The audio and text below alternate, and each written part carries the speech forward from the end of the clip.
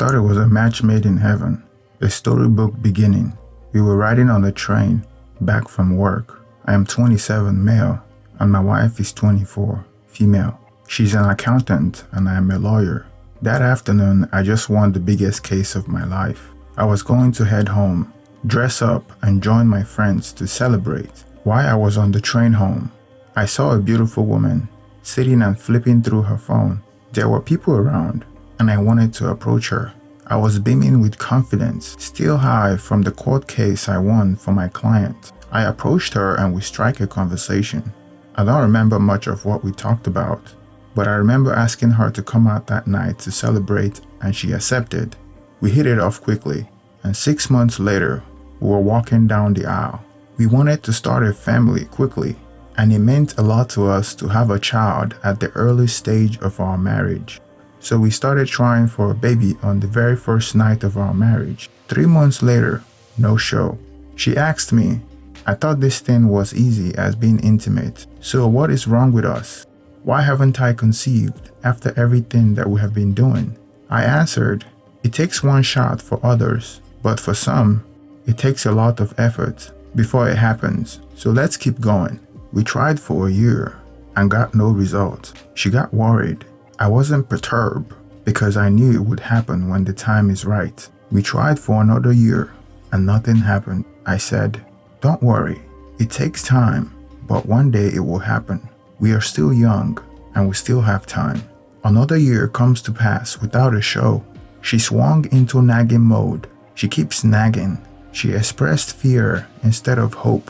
What if it doesn't happen at all? What if there's something wrong with us? To have all these questions answered, we went to a specialist. After going through a series of tests, the specialist told us that I have a low sperm count. He was confident, however, that modifying my lifestyle can change it because my count wasn't too bad. He gave a series of recommendations that would help improve our chance of getting pregnant. Diet changes, sexual habits, doing it during our ovulation to enhance chances of pregnancy, increased frequency 3 days near and after her mid-cycle, and a lot more. When my wife heard that doing it every day would increase our chances, she didn't allow me to sleep. She didn't allow me to live my life on days we were both home. She wanted me to live inside of her. She demanded it. It was stressful for me, but for the sake of peace and calm in the house, I had to obey and do as she wished. Just 2 months after returning from the specialist, she conceived. You should have been there to see how she expressed her joy. I don't have the words to tell you her joy the day we tested, and it was positive. She jumped here and there. She took a day off just to celebrate. She laughed for no reason and did a lot of goodness in the house just because she could. 2 months later, my wife stopped doing anything in the house. If it's cleaning she has to do, she would say, I can't do it because of the dust. You know, pregnancy and dust don't go well. If it's the food she must prepare, there was a reason why a pregnant woman can't prepare food. She stopped doing laundry because the scent of the soap made her feel like throwing up. I didn't complain. Whatever she left undone, I did it. I was cooking for her, cleaning the house, doing the laundry. All she did was watch TV and testing because pregnant women can't be stressed. When the pregnancy was 6 months old, she took a leave of absence from her job without even telling me. I found out when I saw her on the couch when she was supposed to go to work. I asked her if she was sick. That was when she told me that she took a leave of absence. I was okay with that because my salary was enough to keep us comfortable. When I got home from work, she was still sleeping at the same spot on the couch. She didn't touch anything in the house. Piles of dishes in the kitchen. I didn't complain. I didn't like living in an untidy place. I didn't complain. I took my time to wash the dishes. She was healthy through it all. One evening, her water broke and I sent her to the hospital. She gave birth to a boy that evening and we came home the next day, I think. Her mother came that very day to help take care of the child. Her mother made what seemed at the time as an innocent comment, but in time would come back to haunt me. That child doesn't look like any of us, she said. My wife's mother later said that his nose looks like her late husband's. I took that comment for granted and thought it was just old folks talking because you can hardly tell who the baby looks like when they are that young. When her mother was around, my wife left everything to this old woman and me. Her mother was a nice woman. She was not comfortable seeing me doing certain things, so she would take them from me. She would see me vacuuming, and she would stop everything to take the vacuum from me. She would see me cleaning the bathroom, and she would go like, "Ricky, just leave it for me. I will do it when I'm done with what I'm doing." Sometimes I do listen. I will go ahead and do it while she take care of other things. The baby was 3 months old when her mother left us. My wife started working again. We hired a babysitter that lives next to us. We have known her for years. She's a woman in her 60s that was retired and needed extra income. She had been my mother's childhood friend, and she do a great job taking care of the baby when we are at work. My wife leaves work late. And sometimes we need the babysitter to stay longer. Now here comes the issue I don't understand. Immediately after my wife gets home, she doesn't do anything else. The baby will sit on her lap while she sits in the living room, texting and sending the babysitter on errands. While the babysitter is still on the clock, when the babysitter finally leaves, she will start sending me around like I was a slave.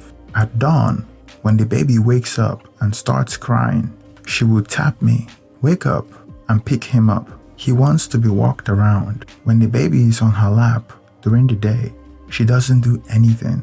At dawn, when there is nothing to do, the baby becomes my responsibility.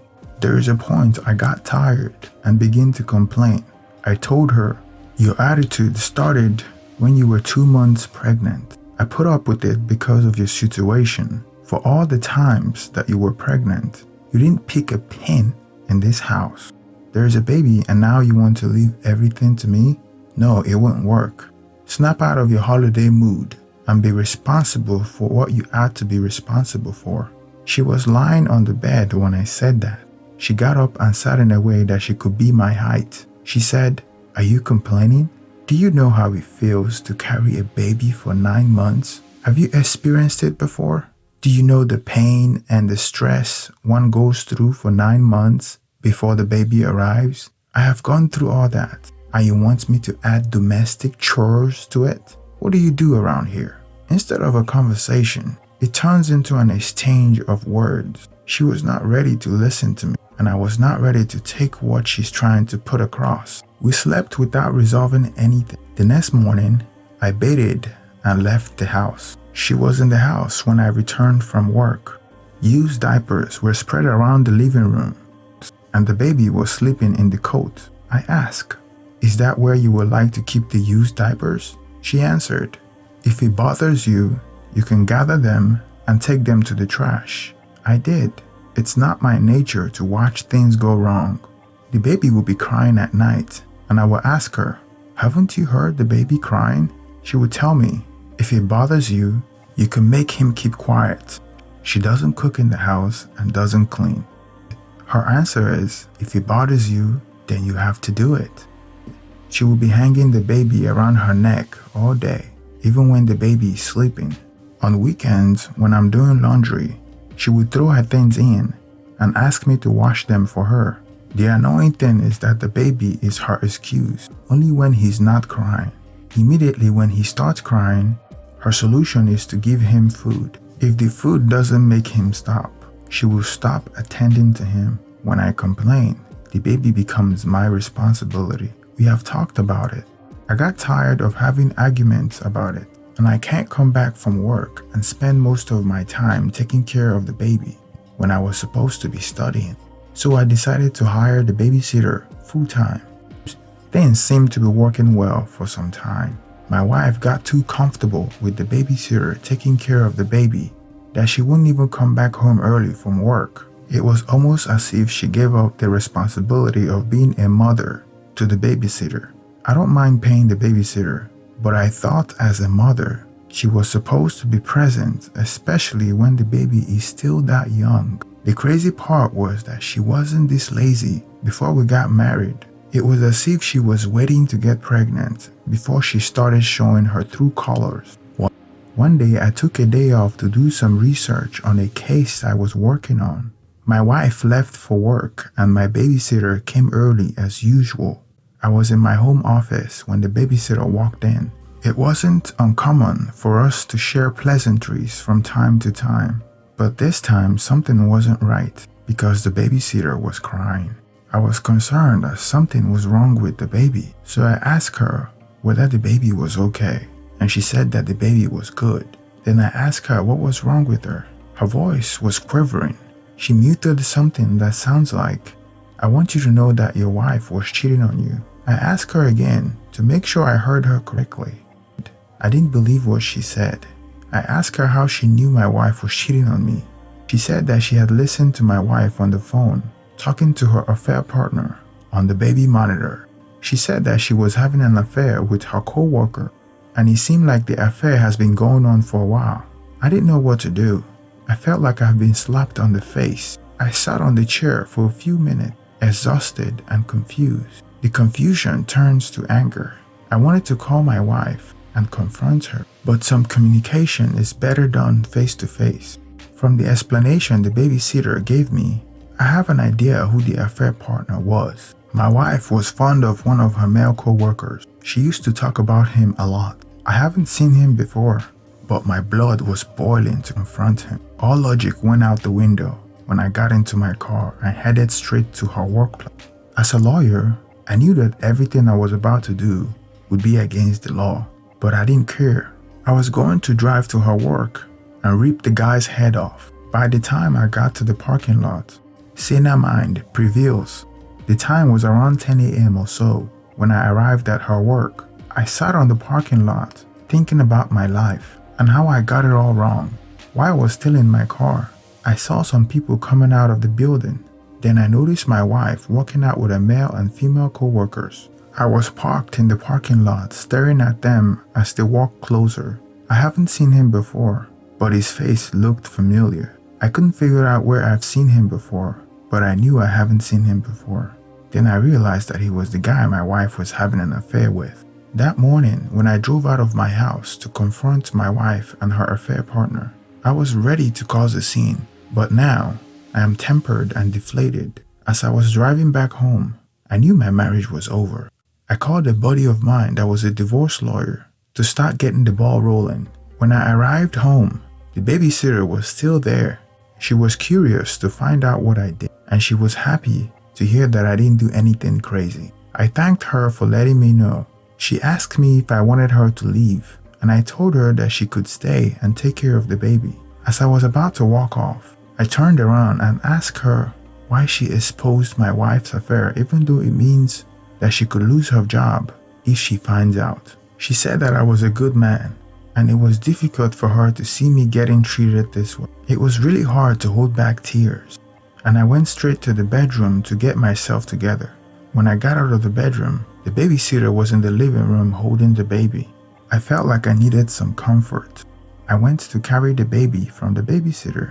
With the baby in my arms, I looked in his eyes, and for the very first time, I thought he looked like the affair partner I saw this morning. The man that's probably having lunch with my wife as I hold my baby. That's what hurt the most. All the chores, all the effort I've been putting in was to raise another man's baby. I thought about what my mother-in-law said when he was born, that the baby didn't look like either one of us. It was so surreal. I couldn't confirm whether the baby was mine or not without the DNA test, but I have a strong feeling that he wasn't mine. The babysitter soon went home, and it was just me and the baby. When my wife got back home that evening, I confronted her about cheating on me. Although I didn't mention how I found out, I lied that I have been following her. She tried to deny it until I told her that the baby doesn't look like. Her facial expression says it all. She started confessing that it wasn't her fault and that she was afraid that she wouldn't have a baby, and she started having an affair to get pregnant, and that it was my fault, and if I have given her pregnancy, she wouldn't have cheated. I was heartbroken. There was still a part of me that wanted to believe that he was my son, but I knew deep inside that he wasn't. I couldn't stay home with her that night. I went to stay at my brother's house. The following day, we went and got an official DNA test on the baby, and I wasn't surprised that he wasn't mine. The lawyers have already drafted the paper, but she wouldn't sign it. She said that I am the only father that the baby knows and that my name is on the birth certificate. And it doesn't matter if he's mine biologically, that I am the father. I have already told her that she is delusional, and whether she likes it or not, I'll be getting a divorce. I have a lot of respect for my mother-in-law, but when I called her, I felt like she already knew. It seemed like everybody around me knew something was wrong with my wife, except for me.